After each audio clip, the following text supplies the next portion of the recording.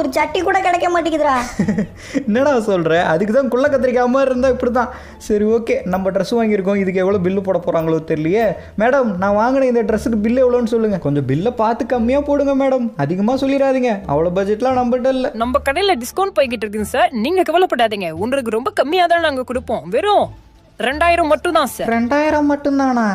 இவ்வளோ சொல்கிறீங்க? சரி, வேறு வழியில் வாங்குவோம்.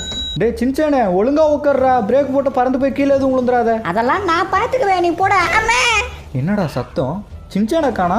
இன்னும் கீழே கிடக்குறான் ரோட்டில். டேய், எப்படா கீழே விழுந்த? டே சின்சானே, உனக்கு எதுவும் ஆகலையில? நான் தான் அப்பயே சொன்னேன்ல, ஒழுங்கா பிடிச்சிட்டு உட்கார்றான்னு. அட போடா டே, வண்டி வச்சிடுறான், நான் குதிரை வண்டி மாதிரி வச்சிருக்கிறேன். அப்புறம் கீழே விழுவாம என்ன பண்ணுவேன்?